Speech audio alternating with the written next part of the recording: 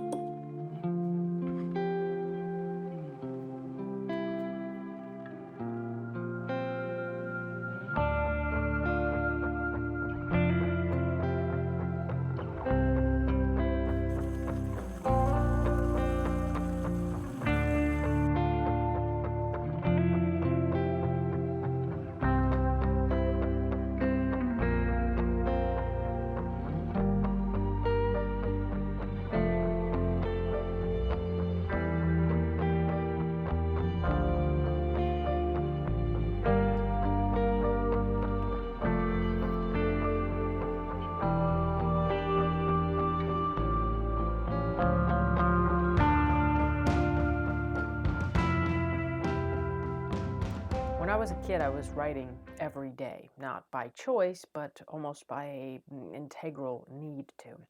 And I didn't have to think about it. I was literally just compelled to do it. And mostly I wrote fiction. I'd get hooked on an idea and write until I didn't have anything else to say. When I left school, got into a relationship, entered the responsibilities of adulthood, suddenly I couldn't write anymore. I would go weeks or even months at a time without writing a word. And I felt bad about that. Like, if I wasn't writing, I wasn't fulfilling some self imposed productivity goal.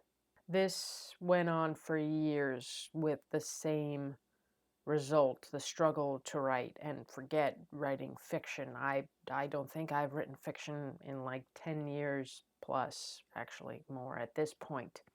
And yet, even though I wasn't writing, I never stopped thinking about how to improve this problem I thought that I had.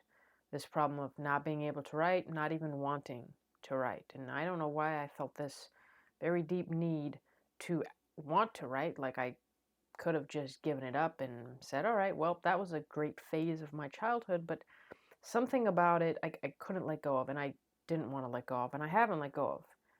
It feels like writing will always be a part of what I do, and I had to figure out how to make that work.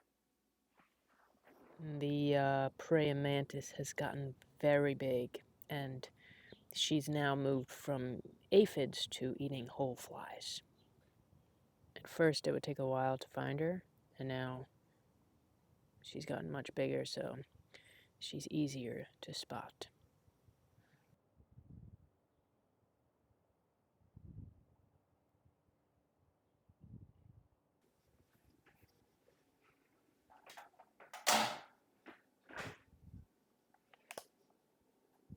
Hey,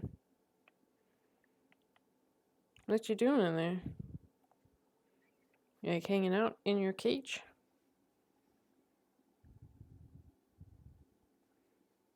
What you doing? Fast forward a bunch of years later. After all the methods I tried and ultimately failed with, I'm finally writing in a way that I did when I was younger. And you know what worked? I stopped thinking about writing, and I stopped feeling bad about not writing. I can't say for sure why this worked. Maybe my mind was so full of everything else that comes with the responsibilities of being an adult that thinking about writing became expendable, and it was something that my brain just said, no, can't do that, have to worry about other stuff, and I became fatigued by just the thought of doing it. Maybe when I removed those thoughts about writing and kind of didn't bring it up at all to myself, it was able to naturally float back into my life in a way that I only experienced when I was younger. Or maybe it was the simplicity. moving on to just one notebook at a time or one tablet removed the decision fatigue of which notebook to use on top of everything else in my life. And instead of it feeling like a burden, it started to feel like something I wanted to do again. Anyway, I think ultimately my thoughts about having to write every day and feeling bad that I wasn't started to become negative, and I resented writing. So I didn't want to do it. Removing those thoughts, removing all the negativity and the feeling bad about not doing it, lifted the resentment about it. And finally, I think I actually needed to be honest with myself, and I needed to change my tactics. I had been employing the same methods over and over again, expecting different results. And we all know that if you're trying to aim for a goal and you keep throwing the ball the same way and it's not hitting the goal, you gotta throw it a different way. And that's where things like this Remarkable 2 tablets come in. I had put the analog on this pedestal. I put away my ego. I had to accept the fact that I needed something simpler. I needed something more streamlined than a paper journal, no matter how beautiful I think they are, no matter how much I didn't want to accept the fact that it wasn't working for me anymore.